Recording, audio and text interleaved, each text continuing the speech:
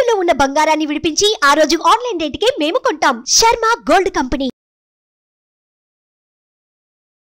నమస్తే, welcome to Suman TV. నేను గిరిజ.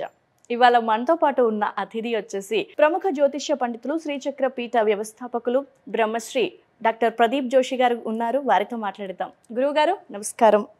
శ్రీమాత్రే నమః. గురుగారు, జ్యేష్ఠ నక్షత్రం అంటే జ్యేష్ఠ నక్షత్రంలో పుట్టిన వాళ్ళు పుట్టారు ఆ నక్షత్రంలో అంటే వెంటనే గండాలు ఉన్నాయి, లేదంటే శాంతి చేయించాలి, 12 మందికి గండాలు ఉన్నాయి, ఇలా ఏదో చెప్తూ ఉంటారంటే బయట వింటూ ఉంటాం కదా, అంత భయాన్ని కలిగిస్తుంది ఈ నక్షత్రం. ఏంటి అసలు దీని గురించి? శ్రీ గురుభ్యో నమః. శ్రీమాత్రే నమః. శ్రీమాత్రే నమః. జ్యేష్ఠ నక్షత్రం. జ్యేష్ఠ సంస్కృతములో జ్యేష్ఠ అంటే అర్థం ఏంటంటే పెద్దది, మొట్టమొదటిది, అగ్రగణ్యము అని అర్థం అన్నమాట. జ్యేష్ఠ నక్షత్రం ఆ ఒత్తుఠాలోనే ఉంది వీళ్ళేంటిది అనేది. జ్యేష్ఠ నక్షత్రం నక్షత్రాలలో అన్నిట్లో కూడా ఆకారములో పెద్దనైనటువంటి నక్షత్రం జ్యేష్ఠ నక్షత్రం. అండ్ సామర్థ్యములోనూ అన్నిటికైనా పెద్దదైన నక్షత్రము జ్యేష్ఠ నక్షత్రం. ఎందుకోసమంటే జ్యేష్ఠ నక్షత్రానికి అధిష్టాన దేవత ఇంద్రుడు. ఓకే. దేవతలకి రాజు ఎవరు? ఇంద్రుడు. సో దేవతలందరికీ అధిపతి ఎవరు అంటే ఇంద్రుడు. కాబట్టి ఇక మిగతా నక్షత్రాలన్నిటికీ ఎవరో ఒకళ్ళు దేవతలు కదా అధిపతులు అవుతారు. సో అందులో ఒక 3 నక్షత్రాలు పక్కన పెట్టాలి. ఆరుద్ర నక్షత్రానికి శివుడు అధిపతి, రోహిణి నక్షత్రానికి ఎవరు అధిపతి? బ్రహ్మదేవుడు అధిపతి. శ్రవణ నక్షత్రానికి ఎవరు అధిపతి అంటే సాక్షాత్తు శ్రీ మహావిష్ణువు అధిపతి. కాబట్టి ఈ 3 నక్షత్రాలను వదిలేస్తే మిగతా అన్ని నక్షత్రాల కన్నా ఈ జ్యేష్ఠ నక్షత్రం గొప్పది. సో జ్యేష్ఠ నక్షత్రం వాళ్ళకి ఏంటంటే చాలా మంచి నక్షత్రం. నేను ఎప్పుడు కూడా ఒకటి గుర్తుపెట్టుకోండి, నేను ఏ నక్షత్రం గురించి చెప్పినా ప్రతి నక్షత్రానికి, ప్రతి ఒక్క జాతకానికి 40-60 రేషియోలో గుడ్ బ్యాడ్లు తప్పకుండా ఉంటాయి. అందరికి ఉంటాయి. ప్రతి ఒక్కరికి, ఎంత గొప్పవాళ్ళైనా, ఎంత మహారాజులైనా, ఎవరైనా సరే 40-60 లేదా 30-70, మ్యాక్సిమం 30-70 రేషియో. అయితే 30% కర్మఫలం ఉంటుంది, 30% నెగిటివిటీ ఉంటుంది, 70% పాజిటివిటీ ఉంటుంది. ఈ 30-70 ఉన్నవాళ్ళు మనందరికీ పెద్ద పెద్ద వాళ్ళు, శ్రీమంతులు, వాళ్ళందరూ ఈ 30-70 వాళ్ళే. సో ఈ 70-30 ఉన్న వాళ్ళందరూ కూడా మనం బిలో పావర్టీ చూస్తున్న వాళ్ళందరూ 70-30 అంటే 70% నెగిటివ్, 30% మాత్రమే పాజిటివ్. సో కొంతమందికి ఆ 30% కూడా ఉండదు, 10% మాత్రమే పాజిటివ్నెస్ ఉంటుంది. అలా ప్రతి మనిషి జీవితంలోనూ పర్సంటేజ్ ఉంటుంది. సో ఉన్న 9 గ్రహాలు ఏ గ్రహాలు అనుకూలంగా ఉన్నాయి, ఏ గ్రహాలు ప్రతికూలంగా ఉన్నాయని మనం జాతకం చూడడం ద్వారా మనకి క్షుణ్ణంగా తెలిసిపోతుంది. సో జ్యేష్ఠ నక్షత్ర జాతకులు ఎవరు అని అంటే వీళ్ళ జాతకంకి అంటే కొన్ని చెప్తాను, అందరికీ ఆపాదించకండి, ఇది జనరల్ ప్రెడిక్షన్ మాత్రమే. ఇలా చెప్పేసరికి ఇలా చూసి ఆహా అని మాత్రం దయచేసి జ్యేష్ఠ నక్షత్రం వాళ్ళ అలాంటి చూపులు చూడకండి.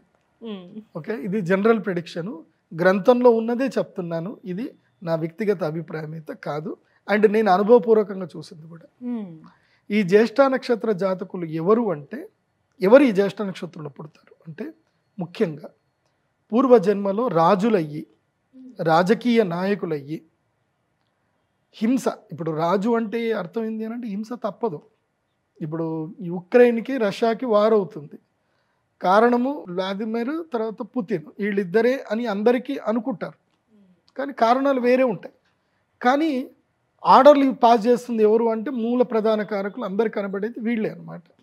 సో ఒక యుద్ధం జరుగుతుందంటే కారణం ఇద్దరి యొక్క ఈగో లేదా ఇద్దరు తమ రాజ్యానికి సంబంధించిన భద్రత గురించో దేని గురించో ఉంటుంది. మోస్ట్ ఆఫ్ ద అదేదో సినిమాలో, సూర్య సినిమాలో ఉంటుంది కదా, ఇదంతా జరిగిందని అంటే ఇద్దరు కులాల మధ్యలో చిచ్చుల అంటే కాదు, ఇద్దరు పొగరుబోతుల యొక్క నోటి దూల అని చెప్పేసని ఒక వర్డ్ చెప్పి అక్కడ క్లోజ్ చేస్తారు.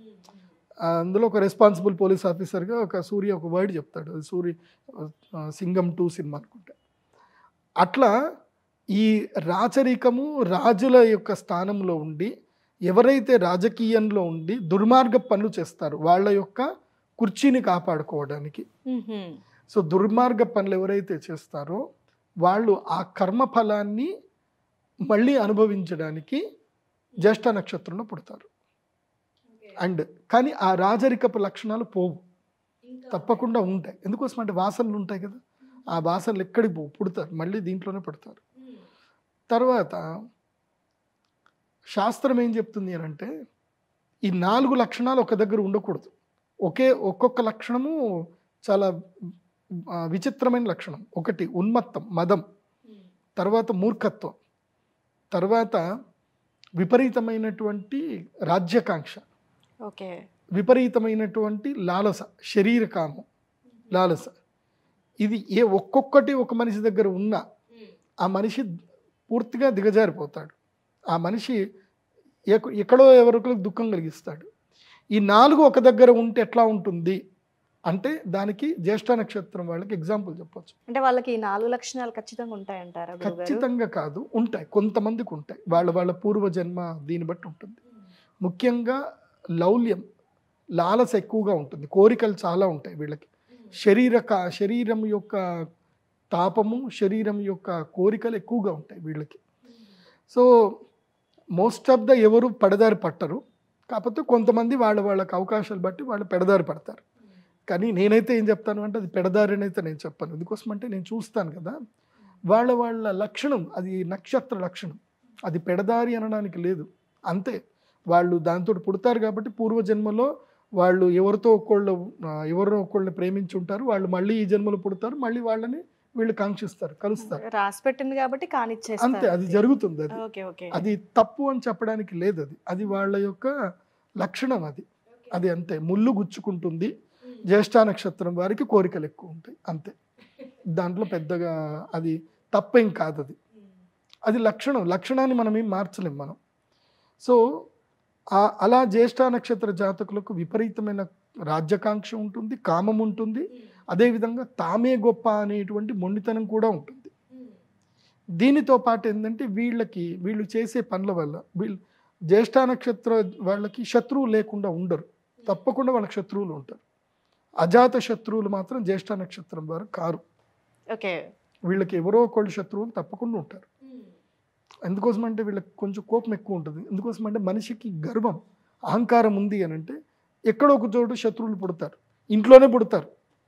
మనకు అహంకారం ఎక్కువ ఉంది, మనం ఇంట్లో సంపాదిస్తున్నాం, మన దగ్గర డబ్బు ఎక్కువ ఉంది, ఊరికే కూర్చున్న చోటుని రిమోట్ తెచ్చియు, నీళ్లు తెచ్చియు, న్యూస్ పేపర్ తెచ్చియు అని అడిగితే ఎంత పెళ్ళమైనా సరే ఒకరోజు చీపురు కట్ట తిప్పుతుంది.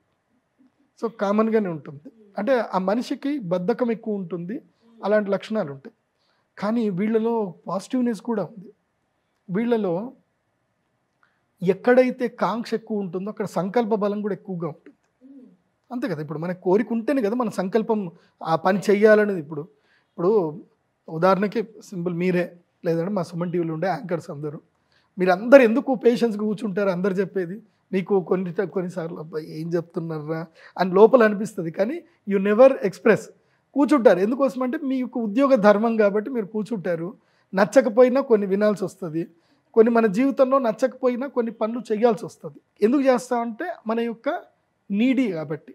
కానీ జ్యేష్ఠ నక్షత్రం అట్లా కాదు, నీడీ కాదు, వాళ్ళకి పట్టు ఉంటుంది, ఇది చెయ్యాలి, నాకు ఇది కావాలి, అంతే నేను చేస్తా. బట్ దేన్ని లెక్క చేయరు, గట్టిగా వెళ్ళిపోతారు అంతే.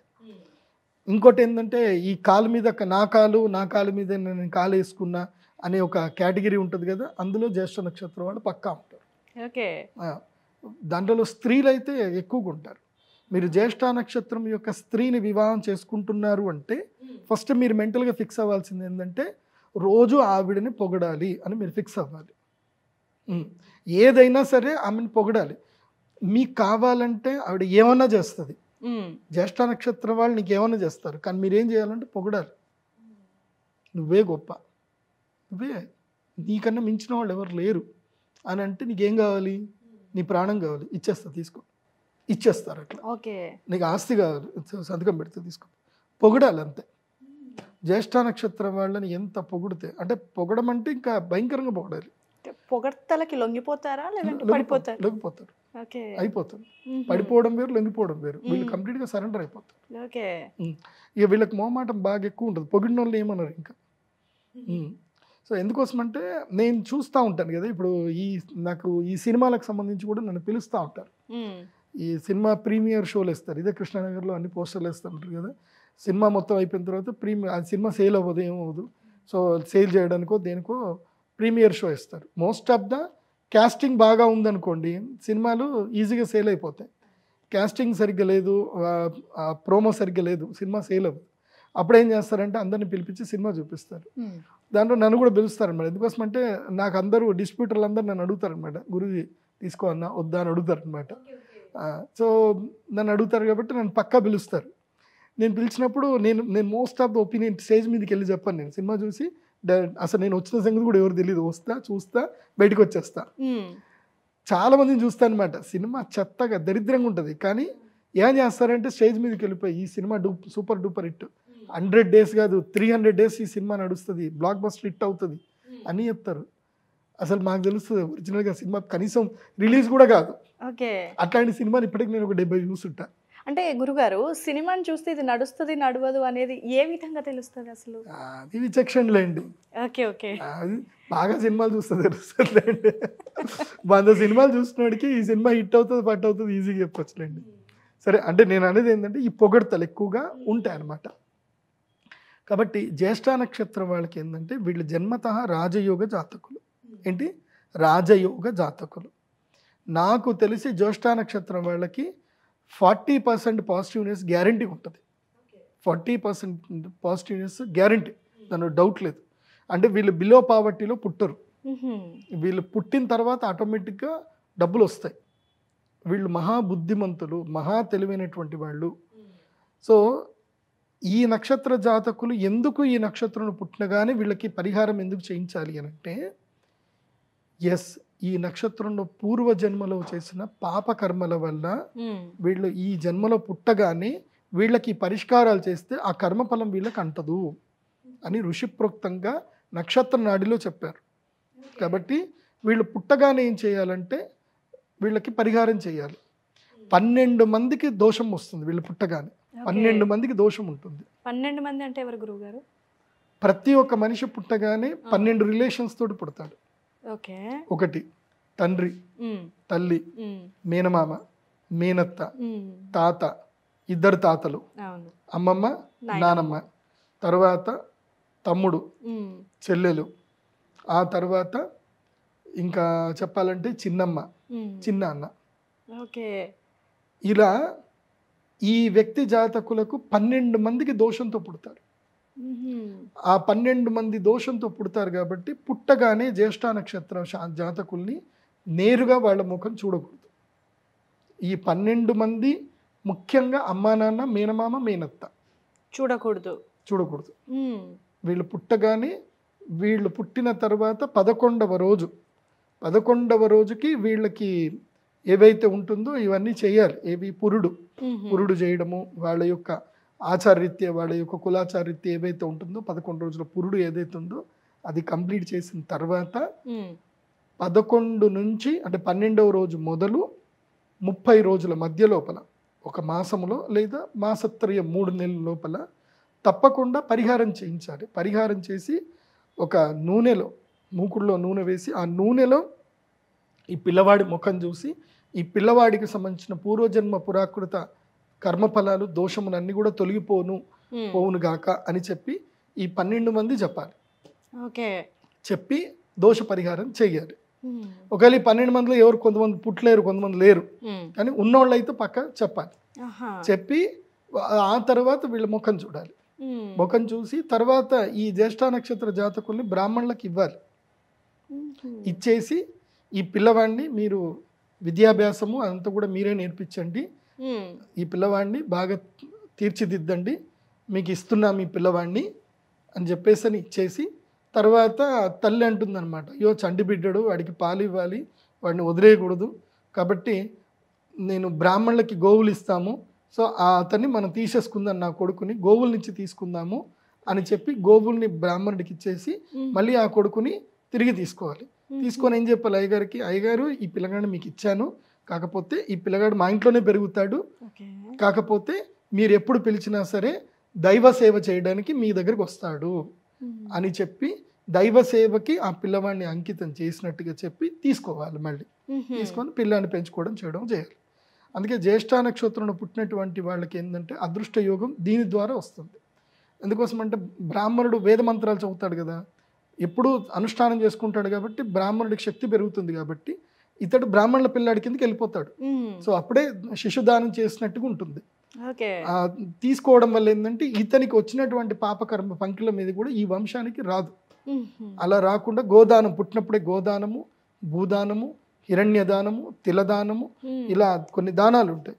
ఇవి దానములు చేయడం వలన ఈ జ్యేష్ఠ నక్షత్రానికి పరిష్కారం దొరికి అప్పుడు ఇంద్రయోగ సిద్ధి కలుగుతుంది.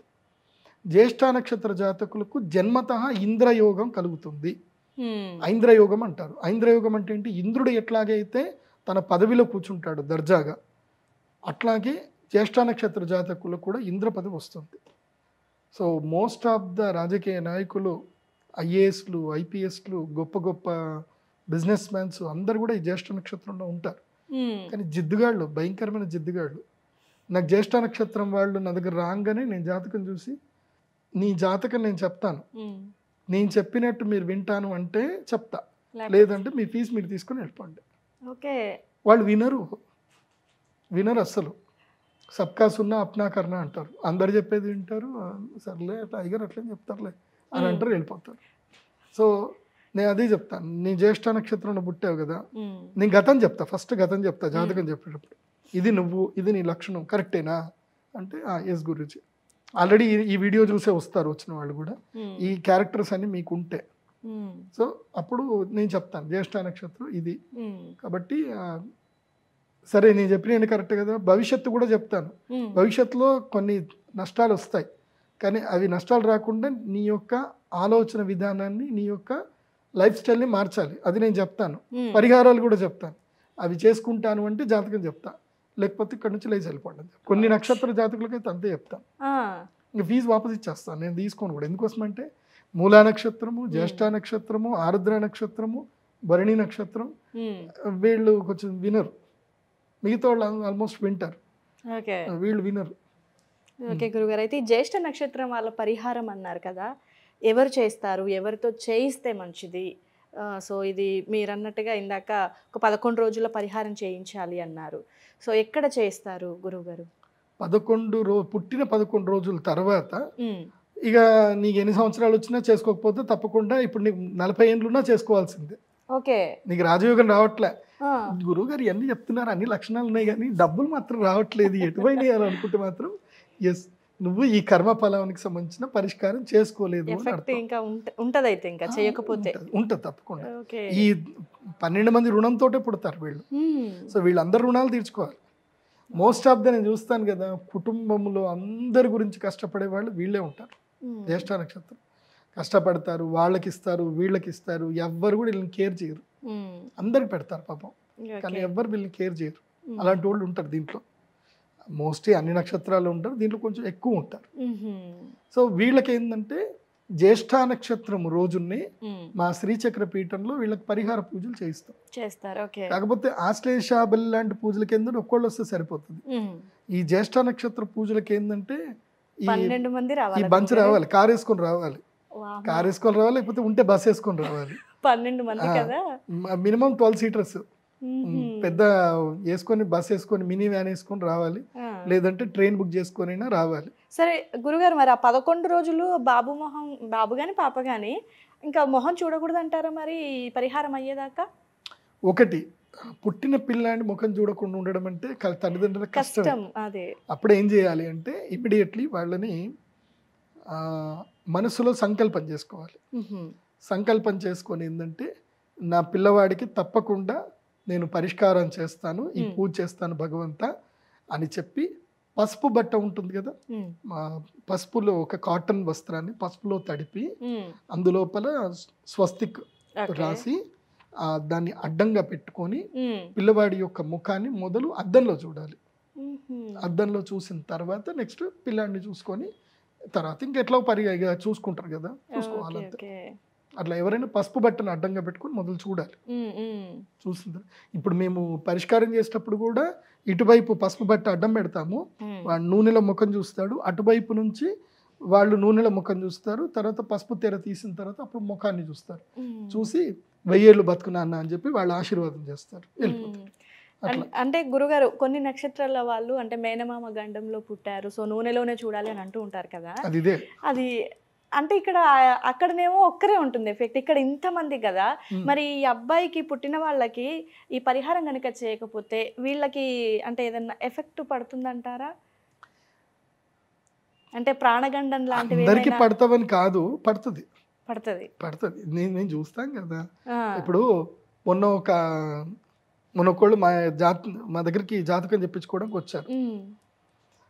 ఆ పిల్లాడు నష్టజాతకుడు, పిల్లాడు పుట్టాడు, వాళ్ళ పేరు నేను చెప్పను కానీ నా దగ్గర మొత్తం రిపోర్ట్స్ ఉంటాయి, మా ఆఫీస్కి వచ్చినప్పుడు మీకు చూపిస్తాను.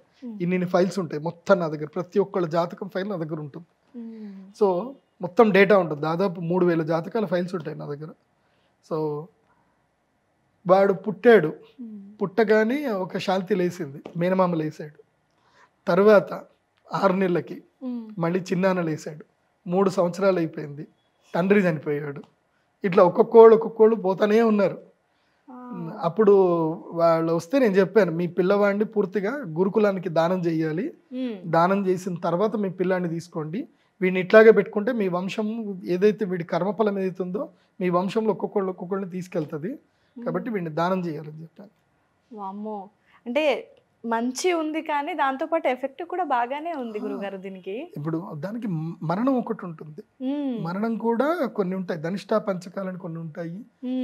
ఇప్పుడు మొన్న ఒక కేసు వచ్చింది, వాళ్ళ అత్తగారు చనిపోయారు, అత్తగారు చనిపోయిన కొన్ని రోజులకు కరెక్ట్గా 3 నెలలకి మామగారు చనిపోయారు.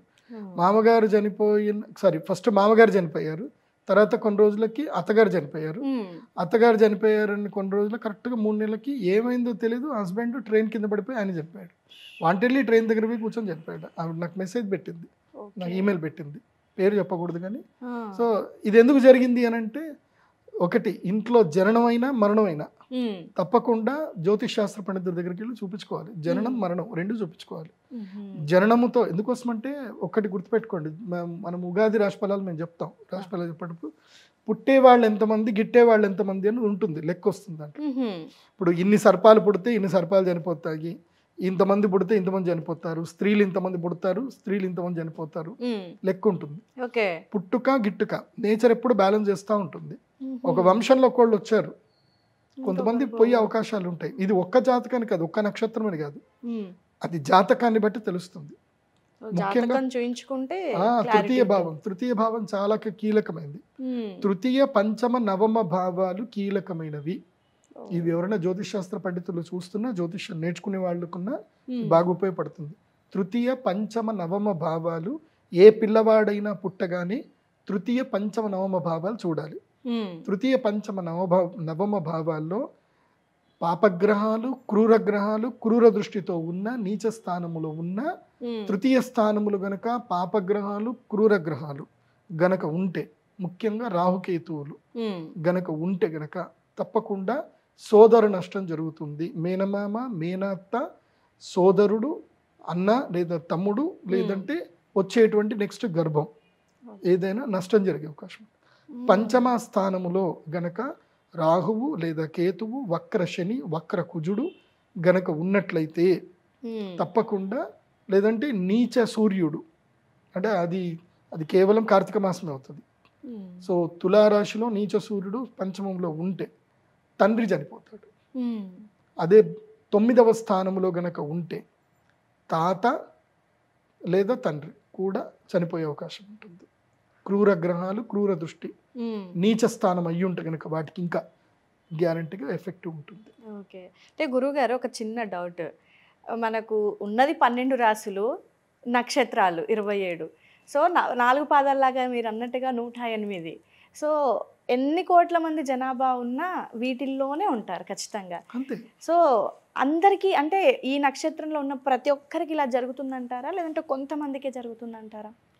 నక్షత్ర జాతకము అనేది జనరల్ ప్రెడిక్షన్. ఓకే, నక్షత్ర జాతకం జనరల్, జాతకం అనేది నీ యూనిక్నెస్. ఓకే, ఇప్పుడు ఉదాహరణకి మీరు టీచర్, మీ స్కూల్లో మీరు ఒక స్కూల్లో పనిచేస్తున్నారు, మిమ్మల్ని టీచర్ అనే అంటారు కదా అందరు కూడా. సో మిమ్మల్ని పలానా మ్యాథ్స్ టీచర్ అనో సోషల్ టీచర్ అనో అనరు, మీ స్కూల్లోకి ఎంటర్ అయిన తర్వాత మీ స్టూడెంట్స్ అందరూ ఏం చేస్తారు అంటే, ఓ మా మ్యాథ్స్ టీచర్ అంటారు. నువ్వు ప్రతి క్లాస్ రూమ్కి వెళ్తారు. మీరు వెళ్ళిన తర్వాత మీకు ఫేవరెట్ స్టూడెంట్స్ ఉంటారు. ఆ ఫేవరెట్ స్టూడెంట్కి మీరు ఫేవరెట్ టీచర్. అంటే ఒక టీచర్ అనే దానికి ఎంత కేటగిరీస్ ఉన్నాయి. అలాగే నక్షత్ర జాతకులకు కూడా తమ యొక్క జాతకం, ఈ నక్షత్రంలో పుట్టడం దోషం, ఇది జనరల్ అందరికీ ప్రెడిక్షన్. కాకపోతే వాళ్ళ ఇంటర్నల్ ఆస్పెక్ట్స్ ఏమున్నాయి, వాళ్ళ లైఫ్ స్టైల్ ఏముంది, ఎట్లుంది, అవన్నీ కూడా తెలుసుకోవాలి అని అంటే జాతకం తప్పనిసరి. జాతకములో ఈ భావాలన్నీ కూడా చూడాలి, చూసి నిర్ణయం తీసుకోవాలి. కానీ పరిహారం అయితే అందరూ చేసుకోవాలి. జ్యేష్ఠ నక్షత్ర పరిహారం అందరూ చేసుకోవాలి. కానీ ఏవి కూడా జ్యోతిష్ శాస్త్రం 80% అక్యురెన్స్ ఉంటుంది, 100% అందరికీ వర్తించదు. ఇంకోటి ఏంటంటే కొంతమంది వాళ్ళ పేర్లలో ఏదో, ఇప్పుడు యామిని అని పేరు ఉంది, నోయాయు జ్యేష్ఠ, యామిని లేదా యమున, యతిన్ ఇట్లా పేర్లు పెట్టుకుంటారు. యా అక్షరం ఉన్నంత మాత్రాన వాళ్ళు జ్యేష్ఠ నక్షత్ర జాతకులు అయిపోరు. వాళ్ళ జాతకం ఏముందో చెక్ చేస్తే పుట్టినప్పుడు ఏ నక్షత్రంలో పుట్టారు దాని మీద జ్యేష్ఠ నక్షత్రం ఉంటుంది. అందుకని నా వెబ్సైట్లో మేము స్పెసిఫిక్గా హోరోస్కోప్ పీడిఎఫ్స్ మేము ఇచ్చాము. ఇప్పుడు మీరు date of birth time place enter చేసుకుంటే మీకు హోరోస్కోప్ పీడిఎఫ్ వస్తుంది. మీ జన్మ నక్షత్రం ఏంది, మీకు ఏ నక్షత్రంలో కలిసి వస్తుంది, ఏ నక్షత్రం కలిసి రాదు, మీకు ఏ వారం మంచిది, ఏ వారం మంచిది కాదు. సో మీ యొక్క పూర్తి లైఫ్లో మీకు ఏ సంవత్సరాలు మీకు కలిసి వస్తాయి, ఏ సంవత్సరాలు మీకు గండం ఉంటుంది, అన్ని డీటెయిల్స్ మొత్తం 500 పేజీలకు పైగా ఉంటుంది. ఆ డీటెయిల్స్ మొత్తం మీకు ఒక 2000 రూపాయలు పే చేస్తే మీకు ఈమెయిల్కి వచ్చేస్తుంది. చక్కగా ఇంట్లో మొబైల్ కూర్చొని చదువుకోవచ్చు. అది జ్యేష్ఠ అంటే ఏదో మనం రెగ్యులర్గా చూసే నక్షత్రాల్లో ఒకటి అనుకున్నాం, కానీ నిజంగా ఇంత ఎఫెక్ట్ అనేది అసలు తెలుసో లేదో తెలియదు. కానీ కంపల్సరీ చూసే వ్యూవర్స్ అయితే నక్షత్రం ఉన్న వాళ్ళు నిజంగా మీరు చెప్పిన పరిహారం చేసుకుంటే కానీ వాళ్ళ ఇంట్లో జరిగే మరణాలు అవ్వనివ్వండి, లేదంటే దోషాలు కానీ ఇంకా అది కంటిన్యూ అయ్యే అవకాశాలు ఎక్కువగా ఉంటాయని అనిపిస్తుంది గురుగారు. సో మళ్ళీ నేను అదే చెప్తున్నా, ఇట్స్ నాట్ ఎమోషనల్ బ్లాక్మెయిల్. మళ్ళీ అది కూడా చెప్పారు. నేను అదే చెప్తున్నా, మీకు అలా జరుగుతుంటే మీరు పరిహారం చేసుకుంటే మంచిది. ఒకవేళ చేసుకోలేకపోతారు, మీ దగ్గర డబ్బులు లేవు, పరిహారాలు చేసుకోలేకపోతారు, తప్పకుండా లింగాష్టకము, తర్వాత ఏకబిల్వం శివార్పణం, త్రిదళం త్రిగుణాకారం బిల్వాష్టకం చదవండి, లింగాష్టకం చదవండి.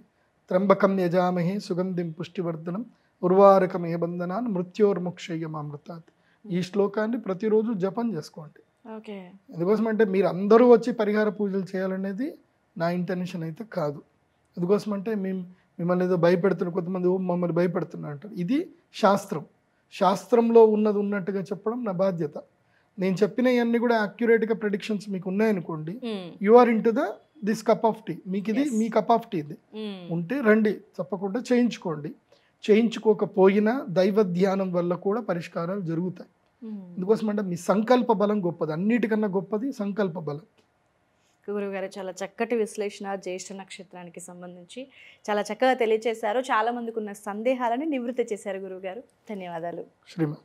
సో చూశారు కదండి, ఏవైనా పరిహారాలు చేయించుకోవాలని మీరు అనుకుంటున్నా, అలాగే గురువు గారిని నేరుగా కలవాలనుకుంటున్నా, pradeepjoshi.com వెబ్సైట్ని విజిట్ చేయొచ్చు.